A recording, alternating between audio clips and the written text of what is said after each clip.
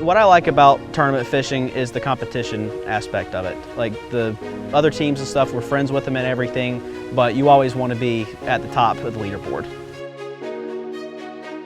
You know, the Nationals is, you know, at the end of the year, everyone that's qualified comes together to compete to be able to have bragging rights for, you know, who's the best. And, you know, over the years, I think we've fished in 12 of them, and, you know, it'd be nice to bring home a win one day in it.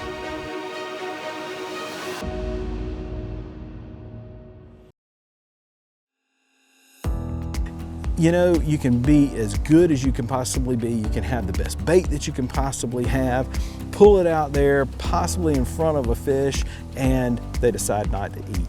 And I guess that's the excitement of it, but when you are able to fool one, get in their strike zone and actually hit something that you prepared, that's what makes tournament fishing so exciting. And then the adrenaline rush that you get when that fish is on and you know it's a good kingfish, and you know you're fishing for up to $100,000+ sometimes, you know, that is something that in and of itself lends it to excitement and a great feel, and quite frankly, a lot of chills. I get them sitting right here.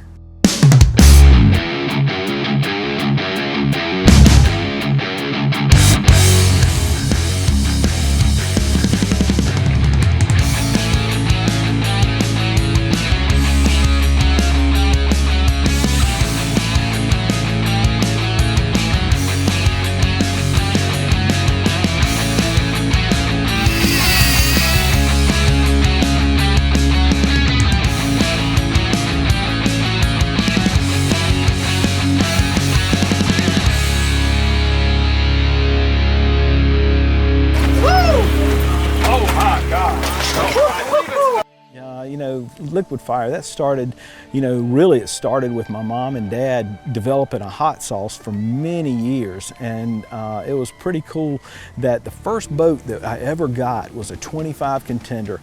And we weren't sure exactly what we were going to name it. It was red, and it was a twin engine 25-foot boat that we were pretty excited to see. And my mom walked up to it, and while we were thinking about different names, she said, well, what about liquid fire?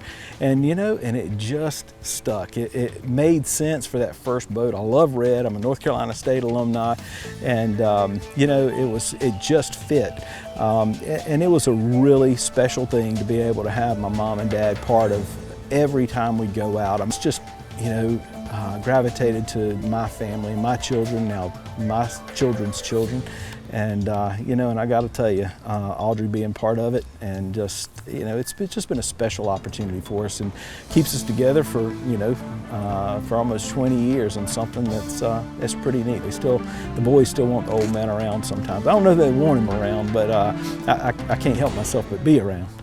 My mom's job is basically keeping all of us together, and she does a really good job of that. This week my brother's kids are here, so she's trying to watch them and keep them under control, which is a full-time job in itself, in addition to making sure that all the entry fees are taken care of, all the paperwork and everything, renting the houses, getting boat slips, making sure that different things are reserved areas to keep our tackle trailer. So she does a lot more than people realize, and it's kind of hard to explain to people how big of a part of the team that she is. She knows everything that we need. You know, Audrey she's a list maker. She does a great job of keeping us on task, because, yeah, she just doesn't make sandwiches or get the food or anything like that. She understands what rigs go on the boat, rods, bait. She handles so many things. She understands to make sure that we don't forget cast nets or dip nets, all those things that you don't really think about, but you know, all of a sudden she mentions something, hey, did y'all get your dip nets? And you're like, oh no, you know, I might get embarrassed because I should know that, but she's right there, Johnny on the spot, or Audrey on the spot, if you will. She makes it happen.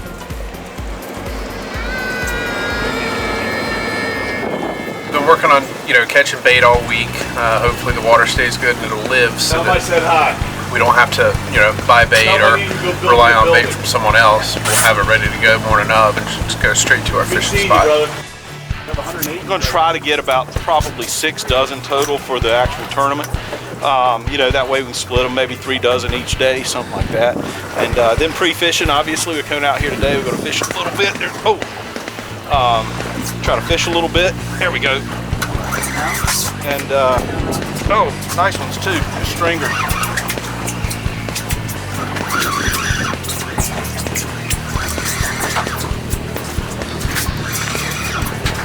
There we go.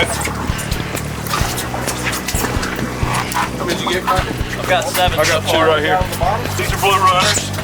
Some people call them hardtails, but blue runners, really good kingfish bait. Wahoos eat them. We've had big mahi eat one, and anyway, fantastic bait, very hardy. A lot of fun to catch too. Right. It's some live bottom and some ledge, and you know, trying to target the right species. You know, hoping to find the right size kingfish for this event. It's a aggregate tournament, 2 fish, and 1 fish each day. It's got a lot of different tournament within a tournaments as well. Big fish each day.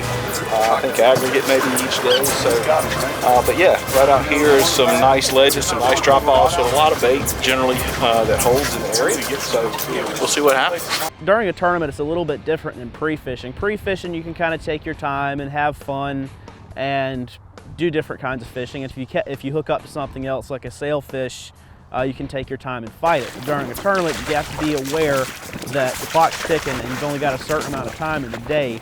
And if you're in a bunch of small fish, you gotta usually tighten the drag down and get them to the boat as fast as you can. And if you've got something that you know for certain is not a king, basically lock the drag down and either it comes to your boat or you break it off.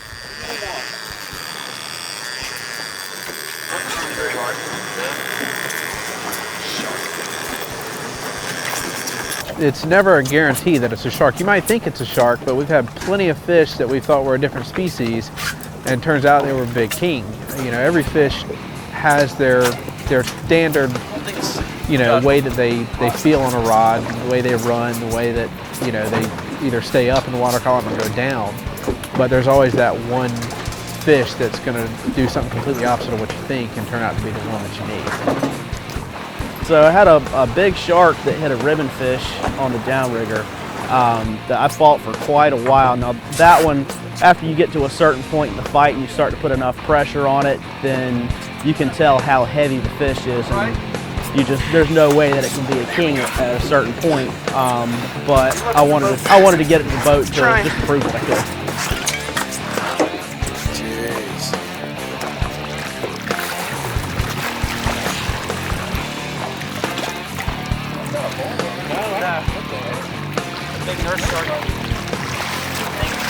There we go. Done. All right. You had enough fun for one day? Have you? Yes. It's still worth it, isn't it? Definitely. 20-pound line. So you think it's about 300 pounds? Somewhere in that area, 250 to 300.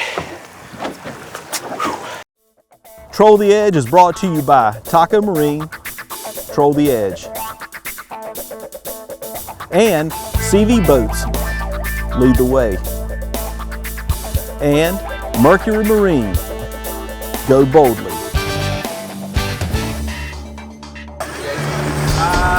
Coming up, Tom.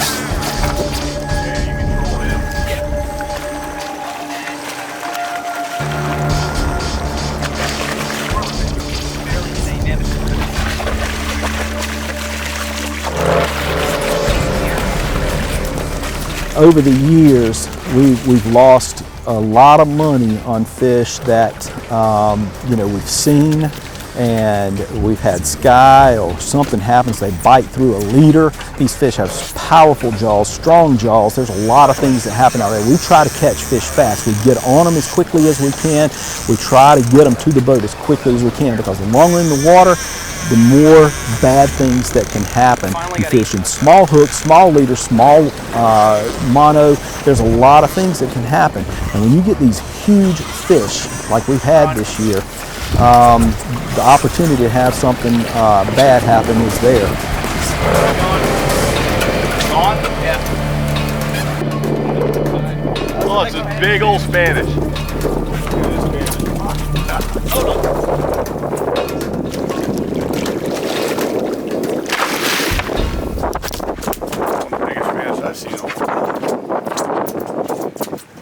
Spanish mackerel, it's got, so a king mackerel on this side can also have some gold spots, but a Spanish mackerels are darker, more defined. Also the fin on a Spanish, if you lift it up, you can see that it's on a king mackerel it's all gray, on a Spanish it's black and white.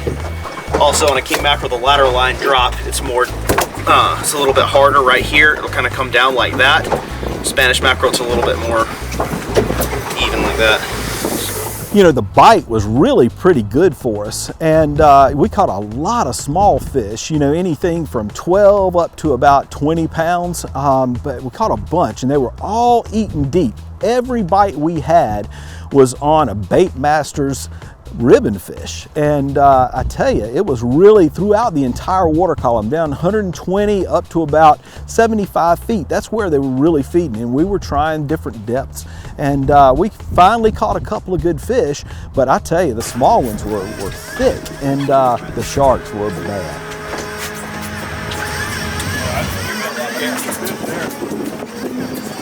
Yeah, it was nice to hear it take off and reel stream that way. One in gear. Fort Pierce is a location that we've fished for quite a few years, since I think 2005 was the first year that we fished it. And in that period of time, we've located quite a few areas that will hold fish at different times of the year. We knew where some fish were, which is where we ended up fishing during the tournament, but there were a lot of sharks there, and we knew that there were going to be a bunch of boats. So we tried everything we could using all of our electronics to locate new ledges and spots to try to find a different area where some fish were holding. We found a couple during the week, but nothing as consistent as the ledge where we ended up fishing.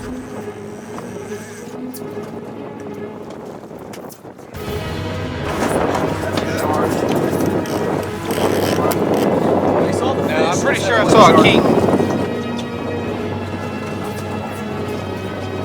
Oh yeah, look at this teeth marks. That was a king. That was a king. You can tell by the spacing. Yeah, that's a nice. Yeah, we lost kingfish teeth right here. This one here. Nice, clean, sharp teeth. Oh well. Come on. Spin left. Spin.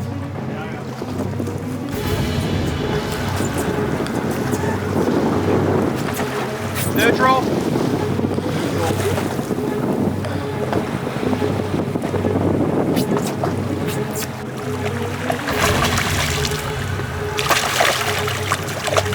Not looking very well, it's just one treble hook in the top of the head. It's a good free fishing fish. Not what we're wanting in the tournament, but definitely something to pull some string, have some fun.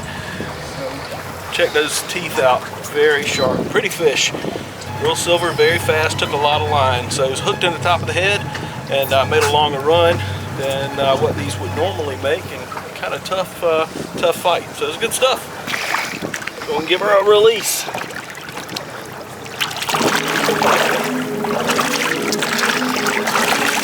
There she goes. Finally caught a fish. It took us pretty much all day. Bite's been really slow, but finally found something. Missed several bites earlier today. Hopefully we'll find something before the tournament that's worth weighing in. Introducing Shade Fin by Taco Marine.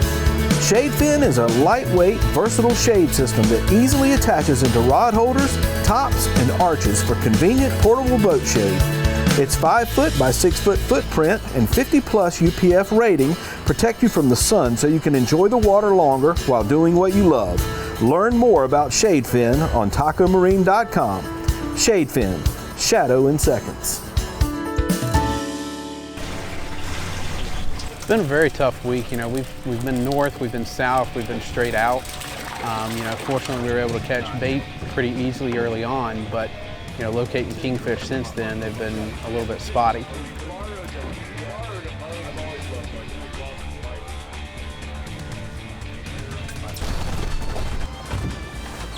A lot of work goes into this sport, a lot more than people realize, and for something to come together like that and finally get to be up on stage getting the first place prize, the first place trophy, it's a really good feeling.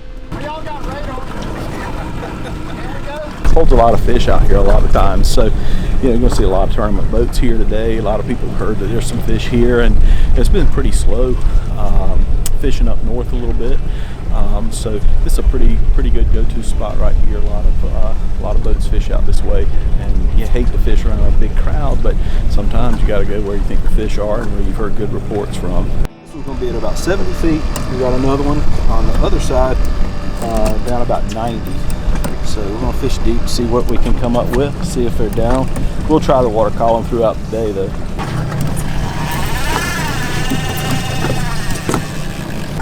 Yeah, it did make a really long run, so it could be a small fish. You know, being family that we fished together for so long, while we can all do all of the necessary jobs on the boat, we all have the areas that we excel at. You know, I know that my job is, once the lines get in, is to get up there on the gaff and wait for that fish to get close enough to put a gaff in it. Crockett has, you know, always been our angler since 2009. And all right, keep it at 2. He knows his job very well, and my dad, his job is to drive the boat and get us, you know, close to that fish so we can put it in the boat quickly. Initially felt like a small king, and it started to run quite a bit, and then it went to a dead stop. Pretty sure it got eaten by a shark at that point, and I can't move it now, so I'm certain that's what it is.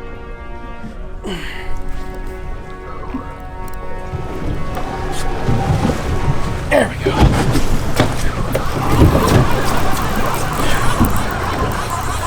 All right, now we can get back to fishing. Left or right? Right. The downriver coming up? Yeah.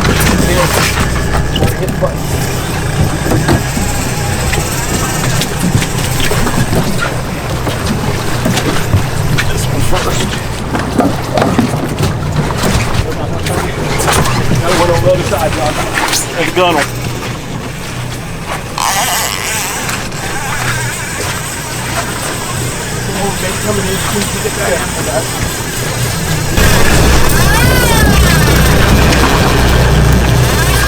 Alright, to the right.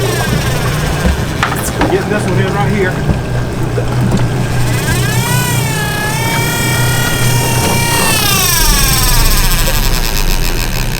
Made a really good run.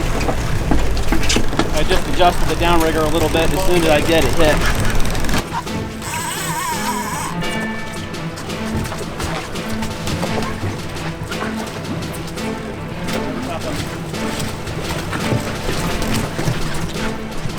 You know, it's been a fun ride because both of them started when they were small, and Crockett started tournament fishing when he was 7 years old, and Joshua was only 12 at that time, and it's pretty, you know, it's pretty special to watch that as they both grown into adults. And you know, Joshua's got his own children now, and you're not talking about 7 and 8 year old kids anymore. I mean, these are grown men who've developed a love for the water and appreciation for the sport, and you know, and still hang around mom and dad, and that's pretty cool. And to sit there and watch how fluid and how good of the fishermen, but more importantly, what good men they've become. You know, it's pretty special to watch them as brothers too, and you know, watching them, they're best friends, and it is a proud moment.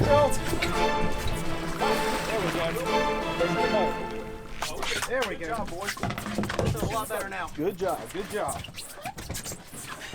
Some of the nationals, they've had it where you can weigh 2 fish per day, or where you can weigh 2 fish one day or the other, or 1 fish each day. This year they're making it where you have to weigh one each day. That way it makes it a little bit more fair. Have to be a little more consistent in case somebody runs across two big fish. Luckily one day, I have to back it up the second day this year. I did a ribbon fish 110 feet down. It was at 80 feet, and I adjusted it. Pretty much immediately after I adjusted it is when the fish ate the bait. Troll the Edge is brought to you by Taco Marine, Troll the Edge, and CV Boats, lead the way, and Mercury Marine.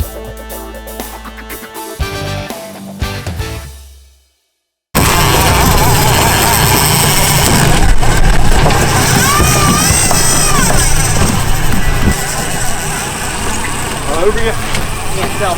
Yes, you're over me. Rod tip to the left. You have to be focused on it, and when a fish hits, it can go any direction. There's no fences on the water. It can go any direction it wants to. It can run straight away from the boat. It can run straight towards the boat. You have to be aware of where the fish is heading and where all the other lines are. The most important thing is for the downriggers to come up first so it doesn't get tied around that. Everything else, you can kind of move the rods around each other and untie it, but if it gets in the downrigger, that's pretty good mess right there, and it's hard to recover from that. Neutral. Neutral.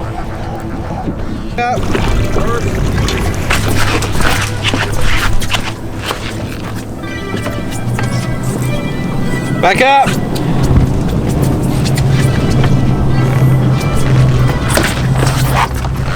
Forward, forward, forward. Yeah, I think so. Nice. Yes, a lot thicker fish. Good job, much thicker fish. Good job. All right. Over 30? Yeah, that's a decent. Chubby. All right. Good job, man. Whew. That was kind of interesting right there. The fish spooked, ran right at the engines, and wrapped around the downrigger ball. I was able to get it out from under it, and fortunately didn't cut the line, and got it in the fish box. We didn't get the bite that we wanted the first day. We weighed, I believe it was a 28-pound fish, which was quite a bit smaller than what everyone else was weighing. But the second day, real early in the day, we got a good bite on a downrigger on a ribbon fish, and caught a 34-pound fish that moved us way up in the standings, because the second day was a little tougher for most of the fleet. Nice. There we go. Fish in the boat. There we go. It's a pretty interesting feeling. There's not a lot of hobbies that you can do where you have an opportunity to win that much money. It's a pretty good feeling because it's not something that you can do every single time. You're going to have bad days of fishing, so when everything does come together and you bring a decent fish to the scales, it's a really good feeling. Yeah, well, I've always been proud of the team. They're probably what you would say their biggest cheerleader. I'm always, when they're out on the water, waiting for that call, waiting to find out they're going to make it to the scales, and if I can make it to wherever they are at all, I will go and get, the photos of them with their fish, because I'm still just as proud as when they were fishing their first few years. We want you to join us next week as we come home to North Carolina and fish two amazing events. A lot of money on the line with the Swansboro 5-0 and the Cape Lookout Shootout.